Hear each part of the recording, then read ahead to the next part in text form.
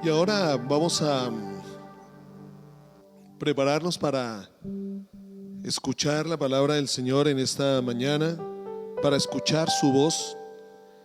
Muchas veces nos preguntamos cómo puedo escuchar al Señor. Muchas veces nos preguntamos, nunca lo he escuchado, nunca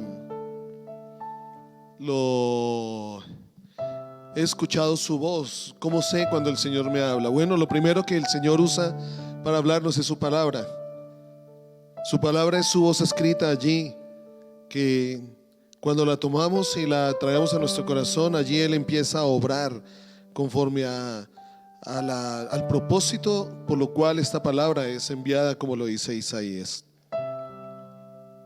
Y vamos a hacer rápidamente un repaso de este tema que comenzamos hace 8 días. Bueno, realmente viene unido a lo que hablábamos del poder de una vida separada, como el pastor Edgardo nos llevaba a estudiar Génesis 17:1, y ahora él nos lleva en el poder de una vida enfocada, que como lo decíamos hace 8 días, separar nuestra vida es lo que ayuda a darle enfoque, saber hacia dónde caminamos, saber hacia dónde vamos.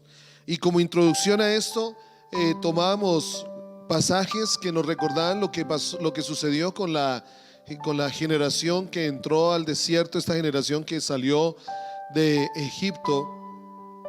Veíamos allí 1 Corintios 1:13, lo que decía de que ellos tentaron al Señor, de cómo ellos se olvidaron de lo que Dios había dicho.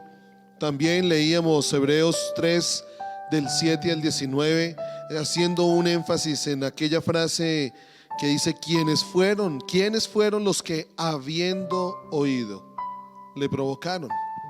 Hablamos de la responsabilidad que tenemos cuando ya escuchamos lo que Dios ha hablado. Cuando el Señor habla y hemos escuchado su palabra, hemos oído lo que Él dice, ya no hay excusa, si lo podemos decir de esta manera. Y también tomamos este pasaje de Santiago 1:5 al 7, donde dice: si a alguno de ustedes le falta sabiduría, pídasela al Señor y Él se la dará, pues Dios da a todos sin limitación y sin hacer reproche alguno, pero tiene que pedir con fe, sin dudar nada, porque el que duda es como una ola del mar que el viento lleva de un lado a otro. Quien es así, no crea que va a recibir nada del Señor. Versículo 8: porque hoy piensa una cosa y mañana otra, y no es constante en su conducta. Y ya esta era como la introducción que habíamos hecho. Ahora vamos a ver como un primer punto allí, hablando del poder de una vida enfocada. Bueno, vamos a hablar el poder del enfoque.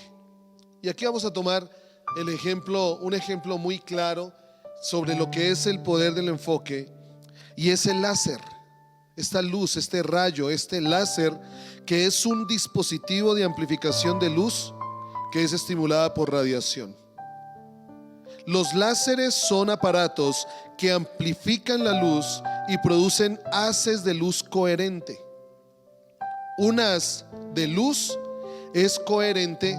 Vale la pena que aclaremos esto, porque hablamos de que produce haces de luz coherente. Un haz de luz es coherente cuando sus ondas o fotones se propagan de forma acompasada y en fase. Esto hace que la luz láser pueda ser extremadamente intensa, muy direccional y con una gran pureza de color. El láser obliga a los átomos a almacenar luz y emitirla en forma coherente. Miren tan interesante esto. El láser, el aparato, el dispositivo, obliga a los átomos a almacenar luz y a emitirla en forma coherente. Digan si eso no es lo que hace Jesús en nuestra vida, si eso no es lo que Jesús ha hecho de nosotros.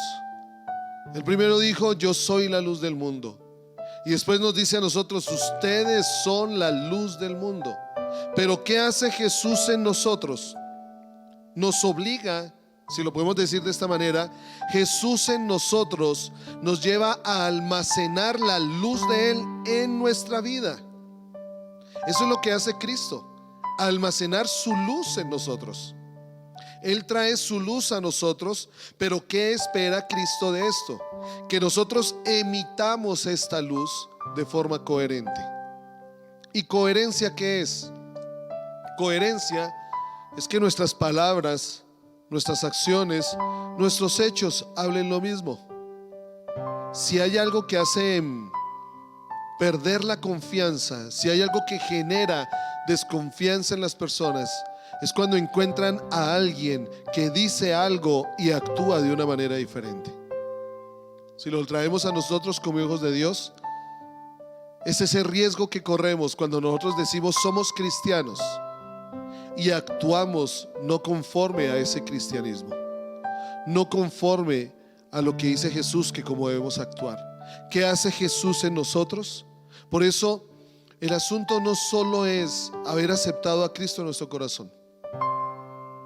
El asunto no solo es haber hecho esta oración de fe, sino entregarnos a Él y permitir que su luz sea almacenada, como dice allí, obliga a los átomos, su luz sea almacenada en cada célula, su luz almacenada en cada neurona, que cada célula de nuestro cuerpo, aún físico, sea afectado por la luz de Cristo, que nos lleva a actuar y nos lleva a pensar y nos lleva a decir siempre de una manera coherente.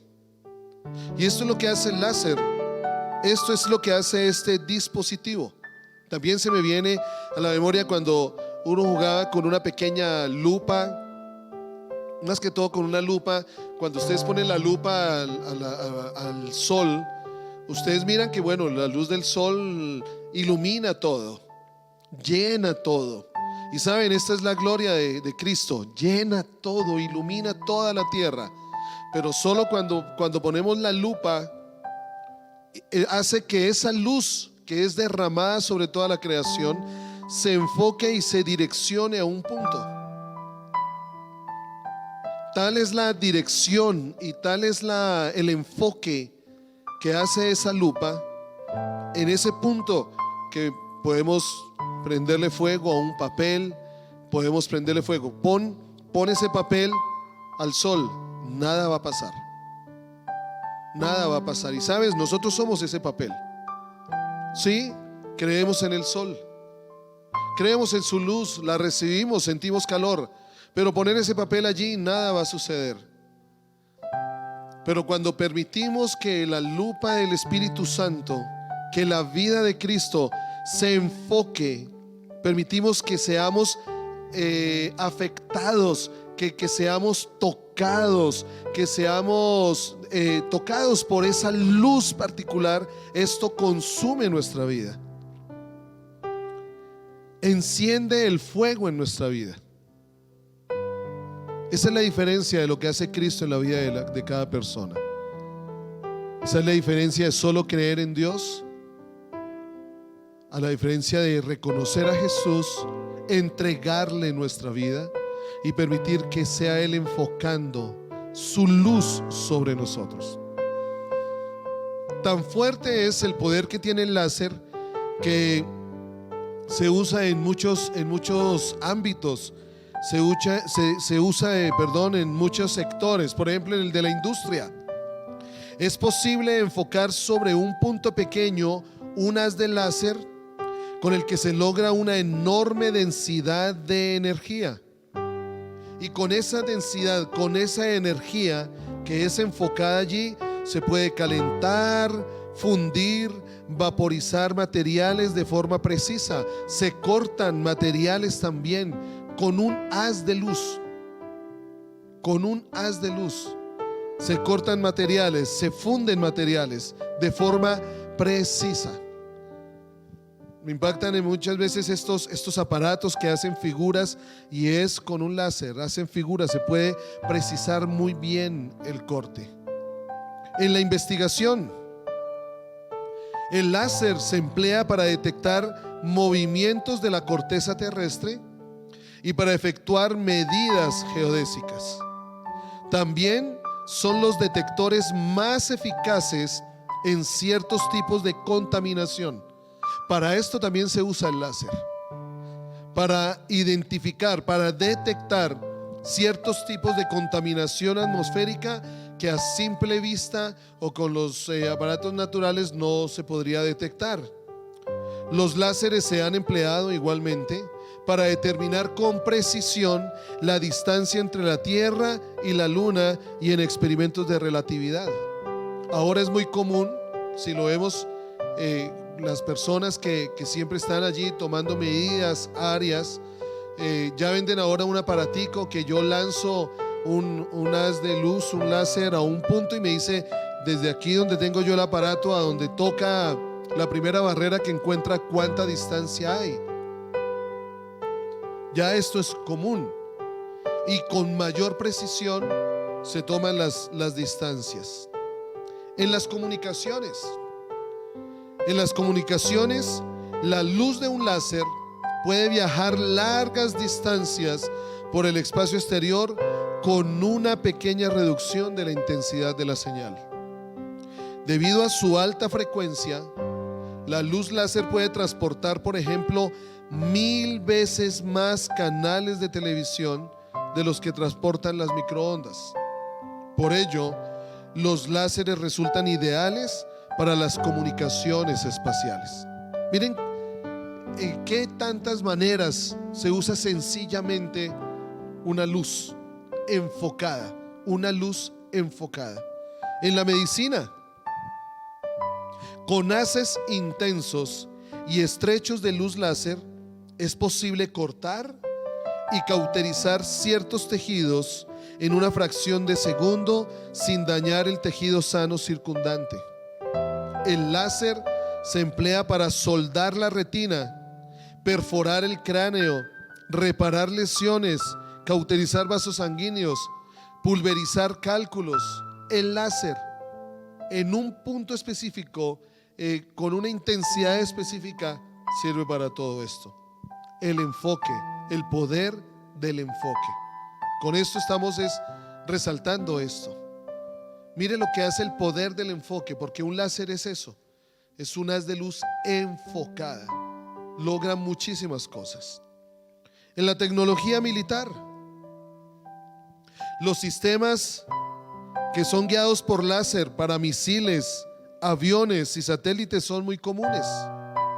Vemos en algunas películas cómo los militares marcan, si lo podemos decir de esa forma, marcan a través de un láser dónde debe ser dirigido algún misil, cuál es el blanco en el que el misil debe caer de una manera tan precisa, sin error. El foco es el punto en el que vienen a reunirse los rayos de luz, el color, etc. El foco o enfocar significa hacer que la imagen de un objeto obtenida en un aparato óptico se produzca exactamente en un plano u objeto determinado. ¿Qué estamos hablando? Estamos hablando que así como el poder de una luz se puede usar para muchas cosas, tenemos que entender qué es lo que hace, qué es lo que es enfocar.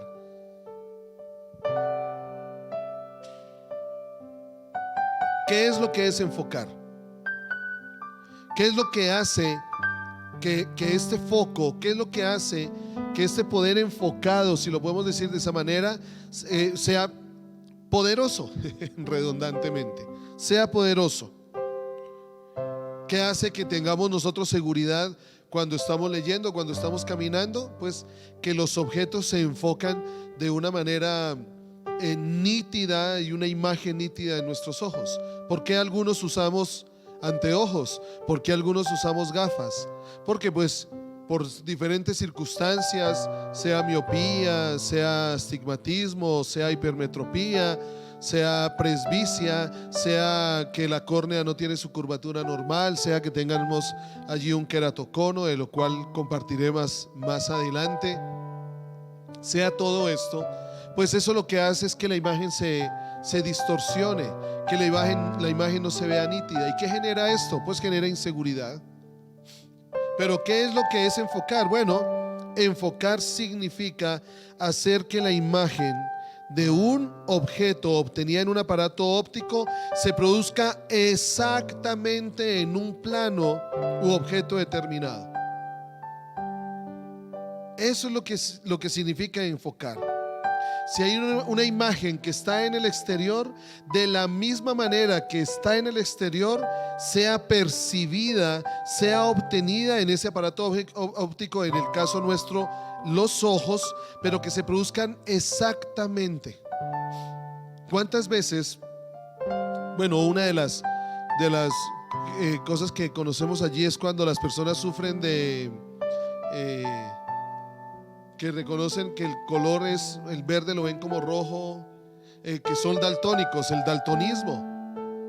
Miren que la realidad la ven diferente, o sea, no es real lo que están percibiendo. Y esto es lo que muchas veces sucede en nuestra vida. Esto es lo que muchas veces sucede en nosotros cuando no percibimos la realidad de lo que realmente Dios quiere decirnos. Entonces, en este aspecto del poder del enfoque, veíamos como literal el láser, lo que se puede hacer y lo que es enfocar. Ahora, también enfocar es centrar un sistema óptico en el objetivo que se desea. Es dirigir la atención hacia un asunto. Miren el contraste con lo que decía Santiago. Aquellos que son de doble ánimo, aquellos que dudan, aquellos que como lo dice allí Santiago, que pidamos sin dudar, porque el que duda es como la ola del mar que se la lleva el viento. ¿Cómo es la duda?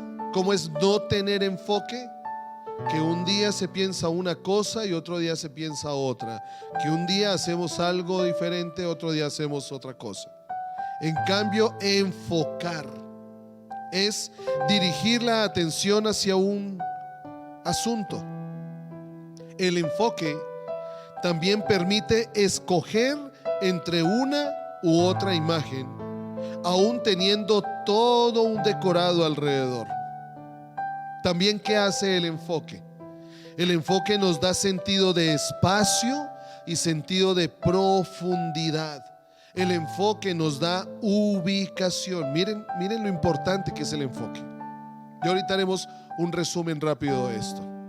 Cuando hay problemas de enfoque en la visión humana, bueno, se presentan los problemas que compartíamos ahora. Entonces, ¿qué es enfocar? Un resumen rápido de como literal B, si lo pudiéramos decir allí, en este número 1 que hemos llamado el poder del enfoque. ¿Qué es enfocar? Enfocar es que una imagen obtenida en un aparato óptico se produzca exactamente en un plano u objeto determinado. También significa proyectar un haz de luz sobre un determinado punto. También es centrar un sistema óptico en el objetivo que se desea, como lo que sucede con las cámaras fotográficas. A veces las cámaras fotográficas se permiten tener unos lentes tan grandes que permiten tomar la imagen que nosotros queremos. Ustedes pueden manejar allí en cuanto a bueno, con el manejo del objetivo, no tengo ahorita como la palabra, que se resalte, por ejemplo, el plano que está detrás de una silla. Por ejemplo, el árbol se ve enfocado, pero lo que hay detrás del árbol se desenfoca. O puedo lograr que lo que está detrás del árbol sea el enfoque y el árbol se desenfoque. Eso es lo que hace un sistema óptico que busca centrarse en el objetivo que se desea, como una cámara fotográfica. Es dirigir la atención hacia un asunto. Cuando hablamos de que una persona está enfocada, es que una persona sabe lo que está haciendo, es conforme a lo que esa persona desea, es conforme a lo que esa persona quiere. También el enfoque permite escoger entre una y otra imagen. El enfoque nos da sentido de espacio, sentido de profundidad y nos da ubicación. O sea, yo por el enfoque, al mirar todo, puedo dimensionar el espacio en el que estoy. Puedo dimensionar más o menos hasta dónde, cuál es la distancia en la que están, por ejemplo, las cámaras, en la que está allí la cabina de sonido. Y también me da ubicación en ese espacio, y teniendo esa dimensión de profundidad, ¿dónde estoy yo? Si estoy desenfocado, pues no entiendo el entorno en el que estoy, no comprendo el entorno en el que estoy, y por lo tanto no sé en dónde estoy en ese entorno, cuál es mi lugar. ¿Qué trae entonces la falta de enfoque? Si el enfoque trae esto, dirigir nuestra atención, nos da sentido de espacio, profundidad, resaltar el objeto que se desea, nos da ubicación. Bueno, ¿qué nos da la falta de enfoque? ¿O qué produce la falta de enfoque? Bueno, pues la falta de enfoque produce inseguridad. Quien no ve bien, no dimensiona, ve el piso más lejano, lo ve más cercano, tiene temor, de pronto va por un escalón y no sabe qué tan alto es o qué tan bajo es el escalón.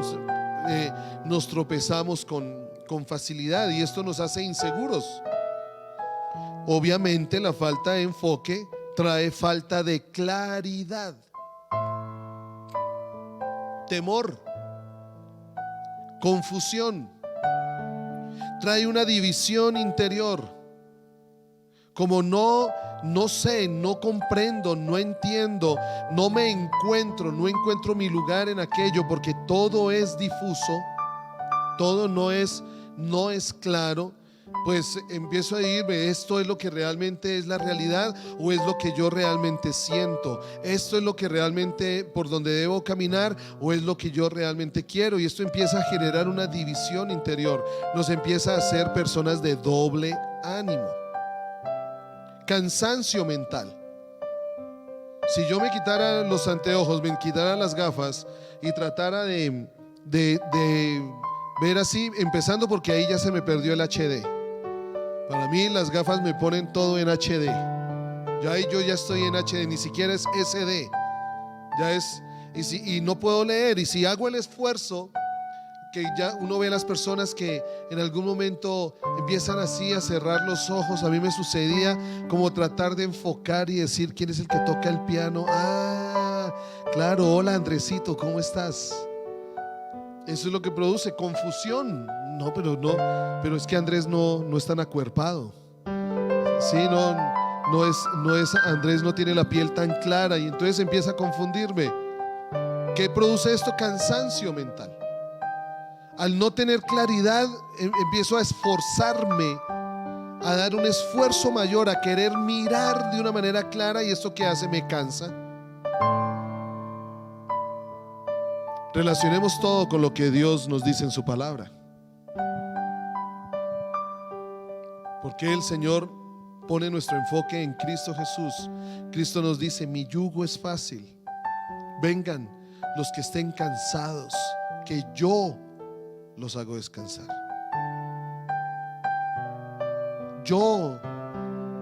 Pablo decía: Dios es amor y el amor echa fuera el temor. ¿Dónde deben estar puestos nuestros ojos? Falta de claridad. El Señor nos dice que somos como la luz de la aurora, que cuando va saliendo la luz del sol, el día cada vez se hace más claro. Y obviamente también algo que produce la falta de enfoque es duda. Y aquí Cristo nos dijo: recuerden que yo enviaré al Espíritu Santo y Él los llevará a toda la verdad. Entonces, si nosotros buscamos estar enfocados, y así como lo hablábamos anteriormente, el poder de una vida separada es separados, no separados de dejar cosas, sino separados para ir hacia Dios, separados para Dios. ¿Qué habla el estar separados para Dios? Que nuestro enfoque, a donde debemos apuntar, es hacia el Señor, a ver al Señor. Cuando le buscamos a Él, cuando nos encontramos con Él, cuando ponemos toda nuestra atención en Él, todos nuestros 5 sentidos en Él, cuando permitimos que su luz sea impregnando, transformando todo nuestro cuerpo, todo nuestro ser. Así como algunos se irán a reír, pero yo no entendía muy bien toda la dinámica de las películas de Marvel, de Avengers, Los Vengadores, y pues nos pusimos a verla en orden cronológico, y es como lo que le pasó a Capitana Marvel. ¿Qué le pasó a Capitana Marvel? Estuvo expuesta a una energía, y ¿qué es lo que hizo esa energía en ella? Completamente la transformó. Se veía normal, en algún momento se veía normal, pero en algún momento salía el poder de esa energía que la había ella impactado, que había traspasado todas sus moléculas, todas sus células, todos sus tejidos, y le dio ese poder excepcional. ¿Sabes? Esa es la vida de Cristo en nosotros. El mundo lo ve como superhéroes, pero esa es la vida de Cristo en nosotros. Que su luz, su energía, su poder nos traspasa nuestros tejidos, traspasa nuestras moléculas, que la vida de Él corre en nosotros aún físicamente. Por eso es que Isaías declara que en la cruz Él se llevó nuestras enfermedades y dolencias, su vida tocando, transformando aún nuestro cuerpo físico. Pero también su vida traspasándonos a nosotros nos da un poder que, como lo dice Pablo allí en Efesios capítulo 1, ese poder que nos habita es mucho mayor que el poder que salió del Señor para levantar a Cristo entre los muertos. Las películas enseñan, claro. Véanse estas películas, y cuando lo podemos ver, sí, lo que dice el mundo ya estaba escrito en su palabra. Antes de que naciera Stan Lee, ya ese poder que transforma a las personas ya estaba escrito en su palabra. ¿O cómo creen que Pedro y Juan sanaban enfermos con la sola sombra? Que no tengo presente quién fue el manto que dejaron, y tocaban el manto y se sanaban. Eso no lo hizo Jesús. Que yo recuerde, no aparece en ninguno de los evangelios que diga que Jesús en algún momento pasaba y sus sombras sanaba a los enfermos. Ese es el poder. Ese es el poder de una vida enfocada, de una vida que vive para el Señor. Pero cuando no hay ese enfoque, como lo declara Santiago, pues la persona que duda nunca toma una decisión enfocar, nunca toma una decisión firme, y tan pronto va por un camino como por otro. Eso, el no tomar una decisión firme, ¿qué trae? Inseguridad, falta de claridad, temor, confusión, división interior, cansancio mental y duda. Eso es lo que trae no estar enfocados. Hemos querido en algún momento vivir la vida cristiana, pero cuando la vivimos como nosotros pensamos y creemos, como cuando alguien me dijo una vez, estaba enseñando en una congregación sobre adoración, y cuando hablábamos de adoración, pues hablábamos de sacrificio. La primera mención de adoración se da allí en Génesis, debe estar en Génesis capítulo del 12 en adelante, no recuerdo en qué capítulo de ahí en adelante, cuando Abraham, el Señor le pide que sacrifique a Isaac. Creo que es Génesis 17, 18. Bueno, allí, si me pueden mandar un mensaje, aquí les digo para no ir a buscarlo. La primera mención de adoración está allí, cuando Abraham le dice, ya era Abraham, le dice a sus siervos: quédense aquí, que yo y el muchacho iremos y adoraremos. Y Abraham llevaba una guitarra. ¿Abraham llevaba un teclado en ese momento? ¿Abraham llevaba un pandero? No. ¿Qué estaba llevando Abraham en su equipaje en ese momento? Obediencia. Obediencia. ¿Qué estaba llevando Abraham allí? Las palabras que Dios le había dicho.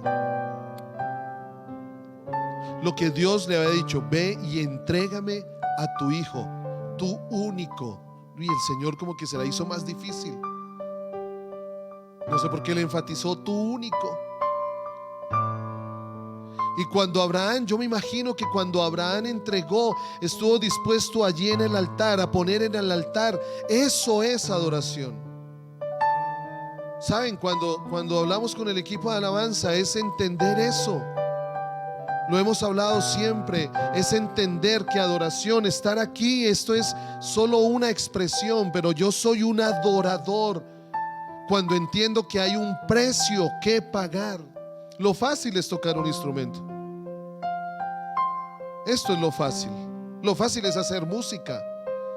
Lo fácil es cantar una canción. Lo diferente es cuando una vida que ha estado dispuesta a pagar un precio. Génesis 22, gracias Elizabeth. Cuando ha estado dispuesta, es diferente cuando una vida está dispuesta a pagar un precio. ¿Saben qué sucede allí? Sucede lo de Capitana Marvel. La energía y el poder que le habita por cuanto se separó es lo que hace que una nota, es lo que hace que un golpe, es lo que hace que un acorde ya no solo sea música, sino ya es el cielo mismo actuando a través de un lenguaje musical, tocando el corazón. Eso es lo que hace el poder de una vida enfocada. Y eso es adoración.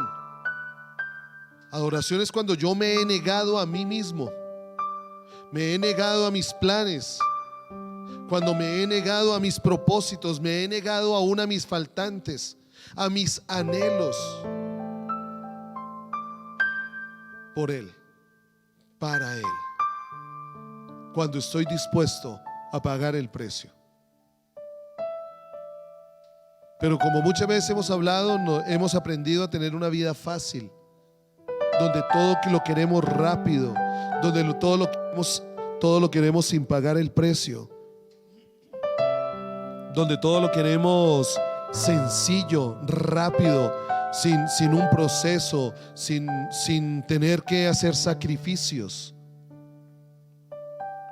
Y por eso sucede que cuando viene el sacrificio o viene el precio que hay que pagar, no permanecemos. Allí aparece la primera mención de adoración. ¿Y por qué me fui para allí? Porque cuando estaba enseñando de adoración y fui a una congregación a enseñarlo, recuerdo que una persona se me acercó y dijo: ay, tampoco, no exagere, eso tampoco es así. Yo lo único que le pude decir fue: pues mira, es lo que la palabra dice. Esto es lo que trae desenfoque. Cuando vemos lo que la palabra dice, cuando vemos lo que el Señor ha hablado y lo tomamos desde nuestro propio pensamiento, ay, no, eso tampoco es tan así. No exagere tanto. Eso, negarse a sí mismo, no, son otras palabras las que Dios quería decir. No, obviamente todo esto que produce división interior, confusión, duda, cansancio mental. Se me viene, en cuanto a la duda, se me viene este cuadro allí del náufrago, esta película de Tom Hanks, que me parece espectacular porque solo está él en esa película. El 80% de la película solo es él, y él está allí tratando de sacar fuego, y él empezó a hacerle de una manera y se perseveró, pero llegó un momento en que queriendo sacar fuego allí, frotando ese palo, esa rama con esa corteza, se cortó la mano. Llegó un momento en que trató de salir algo de humo y ¡pum!, viene un viento y se llevó ese humo. Y él hubiera podido dejar ahí el asunto y hubiera podido desesperarse y no poder tener fuego para poder cocinar o preparar lo que pudiera cazar, y por el calor para mitigar el frío de las noches allí abandonado. No, ¿qué hizo él? Se enfocó en que tenía que sacar fuego. Se lastimó, pero eso no le impidió seguir adelante.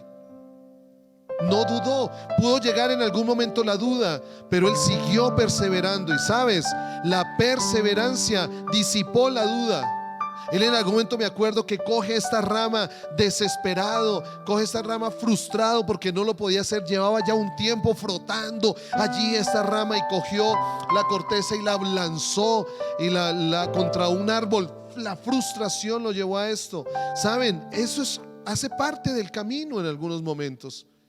El problema no es sentirnos frustrados o tener duda. El problema, ¿cuál está? En que no volvemos a coger esa corteza, no volvemos a recordar lo que Dios dijo, no volvemos a perseverar en lo que Dios dijo para poder verlo hecho. ¿Cuántos se han apartado del camino? ¿Cuántos se han alejado del Señor porque no perseveraron? Porque Dios les dijo, y vino la duda y vino la frustración, y lanzaron la palabra del Señor contra un árbol y se frustraron porque nada sucedía, cuando estaban a punto de ver lo que Dios quería hacer. Pues ¿qué hizo este hombre? Cuando cogió la palabra del Señor contra aquel árbol, volvió y la tomó y la puso allí en un lugar, preparó el lugar y siguió frotando hasta que. Esto es enfoque. Puedo sentirme frustrado, pero ¿por qué no lo hiciste? ¿Por qué no lo hiciste de esta manera? Pero yo creo en ti, persevero en ti. Sé que tú tienes grandes cosas. Vuelvo y tomo aquella corteza, vuelvo y tomo aquella rama. Si fue herido, si se causó dolor, me vendo la mano, preparo mi corazón y sigo frotando. ¿Qué sucedió cuando salió fuego? Véanse la película.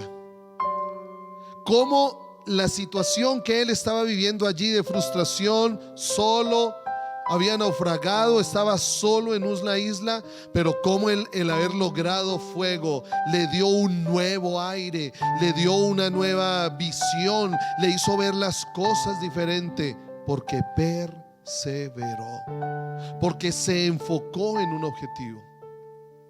Si tú has estado, lo hemos estado todos, pero si tú estás en este momento, o has estado, o vives ese momento en el que cogiste la palabra del Señor y la botaste contra un árbol, porque aunque perseverabas no veías ningún cambio, yo te animo, vuelve y coge esa palabra, tráela, prepara tu corazón, medítala nuevamente, brota nuevamente, frota esa palabra en tu corazón hasta que haga fuego. Sabes, esa corteza, esa maleza que está allí es el corazón.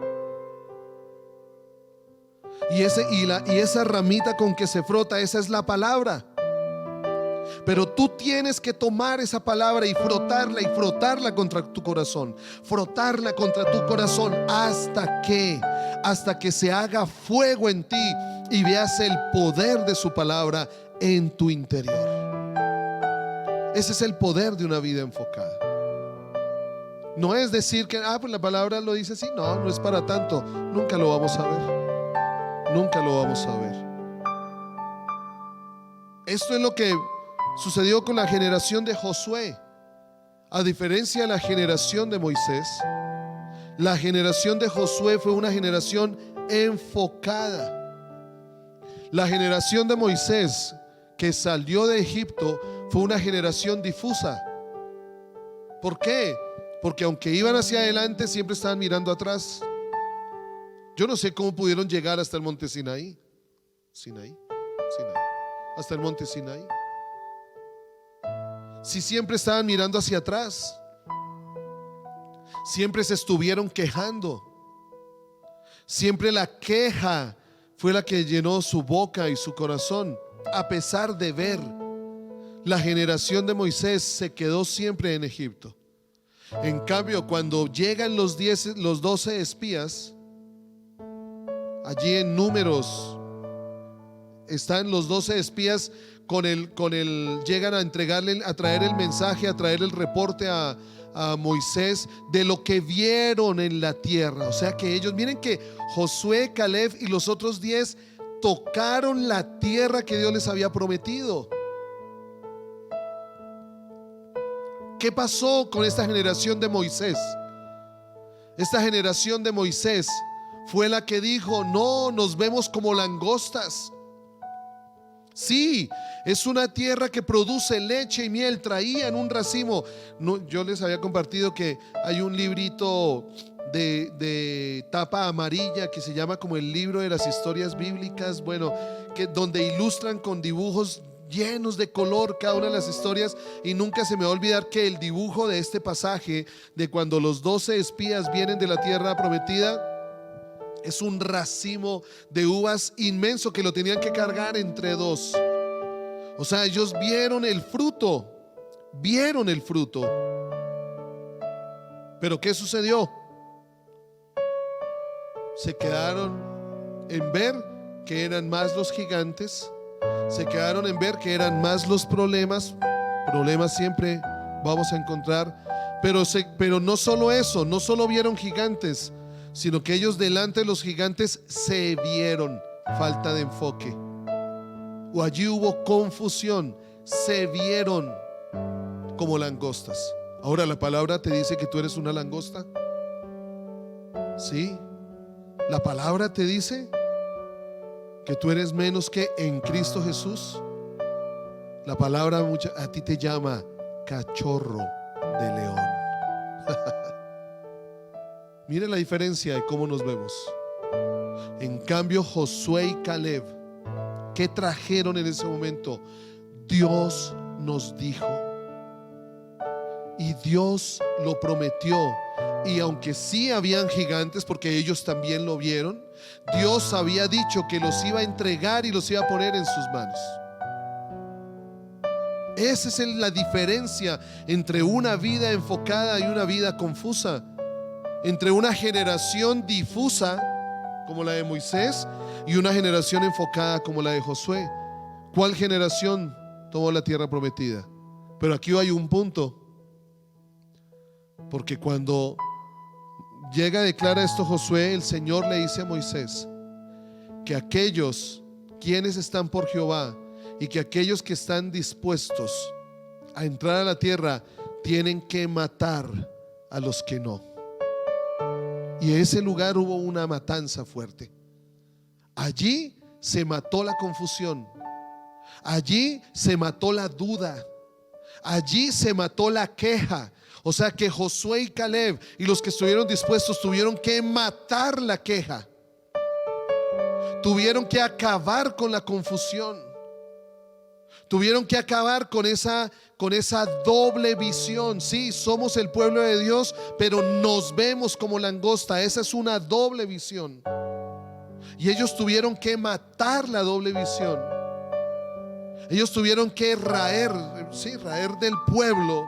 Tuvieron que arrancar del pueblo la falta de fe para poder poseer la tierra prometida. Ahora, ¿cuáles son los resultados de una vida enfocada?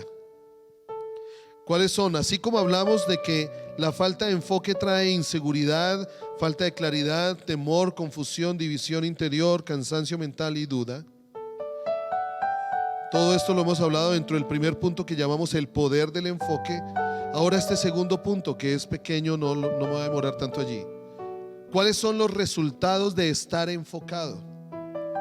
Teniendo en cuenta lo que hemos dicho, teniendo en cuenta en la introducción que veíamos el ejemplo del pueblo de Israel, de lo que vivió el pueblo de Israel, que no es el ejemplo de un poder, de una vida enfocada. Mirando lo que hace el poder del enfoque a través de este láser, de lo que produce, de lo que trae el enfoque también en nosotros en cuanto a ubicación, profundidad, percepción del espacio.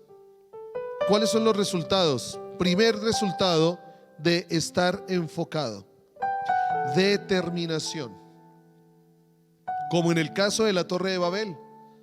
Aunque es una historia que no se obró allí conforme a la voluntad del Señor, sí habla de lo que es estar enfocado en una visión. Y esto trajo determinación. ¿Qué dice Génesis 11:6? Mire lo que dice Jehová, lo que dijo Dios de aquel pueblo. Dice: he aquí, el pueblo es uno, y todos estos tienen un solo lenguaje, y han comenzado la obra, y nada les hará desistir ahora de lo que han pensado hacer. Esto es determinación. Fueron uno, hablaban lo mismo y comenzaron como uno a trabajar. Y qué frase tan interesante. Dios vio en esta gente que nada les haría desistir de lo que han pensado hacer. Este es el poder de una vida enfocada. Ahora, determinación. Otra versión, la versión de Jerusalén, dice de este pasaje, lo traduce de esta manera: y dijo Yahvé: he aquí que todos son un solo pueblo. Mire la relación, miremoslo. Aquí ellos se unieron en un propósito, en un objetivo sin el Señor. Pero miren que es lo mismo que ora Jesús en Juan 17. Ahí les dejo la tarea, que comparen este pasaje con Juan 17. Y dijo Yahvé: he aquí que todos son un solo pueblo, con un mismo lenguaje, y este es el comienzo de su obra. Ahora, nada de cuanto se propongan les será imposible. Miren lo que hace la determinación. Nada de en cuanto se propongan les será imposible. Ahora imagínate, cuando el Señor pone en ti un sueño, cuando el Señor pone en ti un destino, cuando el Señor pone en ti propósito. Por eso Jesús le decía a María: no te he dicho que si crees todo es posible. Entonces, lo primero que produce, el primer resultado de estar enfocado: determinación. Segundo resultado: fe. O sea, que en lugar de la inseguridad y el temor, viene la fe. Y de la fe hemos hablado mucho. Otro fruto u otro resultado de estar enfocado: avance, progreso. Esto cambia la pasividad y el enlagunamiento, el quedar allí estancados. Un ejemplo de esto es Filipenses 3. Pablo dice: una cosa hago. ¿Qué habla esto? Avance. Y recuerda que Pablo escribió esto en la cárcel. ¿Hacia dónde iba a avanzar? Su vida seguía avanzando. El poder que Dios le había dado a él, el propósito que Dios le había dado a él, así los hombres lo hubieran encarcelado, ese propósito seguía avanzando. Eso es lo que hace la vida enfocada. Y un cuarto resultado de estar enfocado es el celo. Es ese fuego interno de Dios que nos lleva a crecer en consagración. Un ejemplo claro de esto es Daniel. Es un fuego interno de Dios que nos lleva a crecer en consagración. Aunque Daniel fue tomado cautivo y fue llevado al palacio del rey allí en Babilonia, cuando le iban a ofrecer la comida del rey, ellos no la aceptaron. Ellos les dijeron: déjanos comer de la comida que nosotros sabemos que nos hará bien. Decidió no contaminarse con la comida del rey. Y miremos todo lo que pasa con Daniel allí en su vida, porque había un celo. Fue lo mismo que pasó con Juan el Bautista. Fue lo mismo que sucedió con Josué.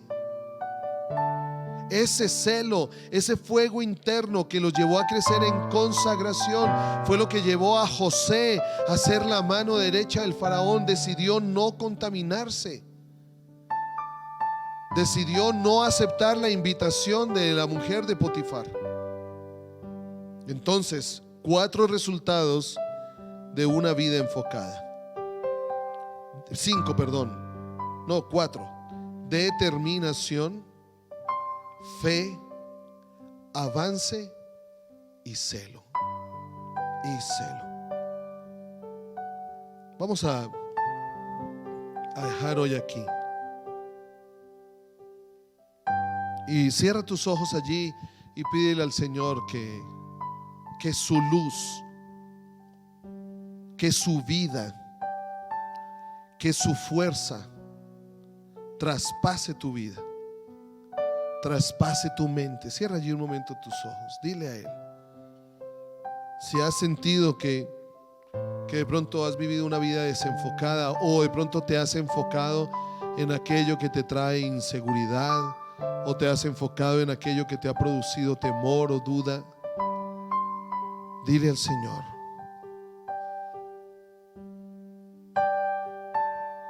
que te llene, que traspase tu vida, que te dé determinación, que permita que su luz, dile allí, que su luz te inunde y tú puedas tomar decisiones claras, puedas tomar decisiones que nunca te van a apartar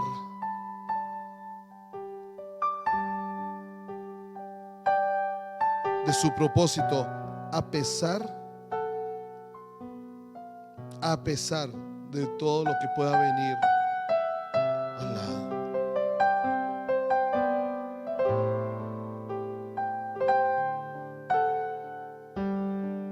Toma un momento allí.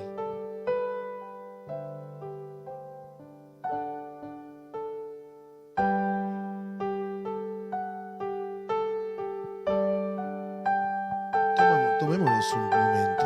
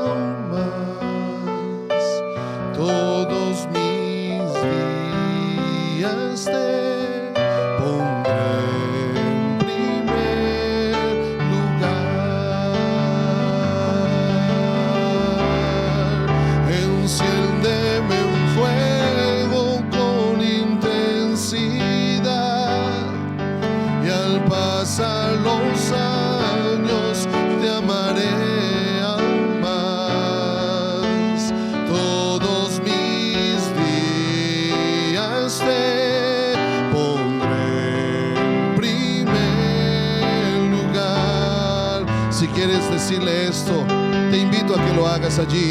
Enciéndeme en fuego con intensidad, y al pasar los años te amaré aún más. Y declárale: todos mis días te pondré en primer lugar. Enciéndeme en fuego con intensidad, y al pasar los años te amaré aún más. Todos mis días te pondré en primer lugar. Enciéndeme en fuego, y aunque pase el tiempo, te amaré aún más. Y todos mis días decido ponerte en primer lugar. Enciéndeme, enciende mi vida, enciende todo mi ser. Y al pasar los años, mi amor crecerá más por ti. Y todos y cada uno de mis días, yo siempre te pondré en primer lugar. Que sea tu clamor y tu oración: enciéndeme un fuego con intensidad, y al pasar los años te amaré aún más. Todos mis días te pondré en primer lugar. Danos, Señor, tu fuego. Tu luz ilumina nuestra vida. Tu fuego consume todo nuestro ser. Y que al ver tu amor, al sentir tu amor, al ver cómo tu luz nos ha alumbrado, cómo tu luz nos ha mostrado el camino, cómo tu luz nos ha dicho: tú eres mi hijo, cómo tu voz nos hace saber quiénes somos, en dónde estamos, podamos ser determinados en cómo vivimos cada día para ti, Señor. Ponemos nuestros ojos en ti, ponemos nuestra mirada en ti, ponemos nuestros pensamientos en ti, ponemos nuestras acciones en ti, ponemos todo lo que hacemos en ti. Y veremos, Señor, aunque hayamos sentido frustración, aunque de pronto en algún momento hayamos dudado y hayamos dejado de ir hacia ti, Señor, de pronto hayamos cogido tu palabra y la enviamos, la lanzamos contra un árbol, la lanzamos lejos porque vimos que no funcionaba, porque vimos que nada pasaba, Señor. Yo hoy declaro, Padre, que cada corazón vuelve a buscar esa palabra que tú un día dijiste. Que cada corazón va y nuevamente toma esa palabra, y cada corazón persevera en ella y verá el poder de lo que tú has dicho, y verá la realidad de lo que tú has declarado, porque tú lo dices. Y yo suelto esa palabra en cada corazón, yo suelto esta palabra en cada vida, que tú lo prometiste, que tu palabra a ti no vuelve vacía, sino que tu palabra hace conforme al pensamiento, conforme al propósito, conforme a la razón por la cual tú la enviaste. Que así como la lluvia viene a la tierra y da pan al que come, Así como lo natural produce fruto, ¿qué más tu palabra? Por eso suelto esta palabra en cada corazón. Tu palabra no vuelve vacía. En el nombre de Cristo Jesús. Amén. Enciéndeme en fuego con intensidad, y al pasar los años te amaré aún más. Todos mis días te pondré en primer lugar.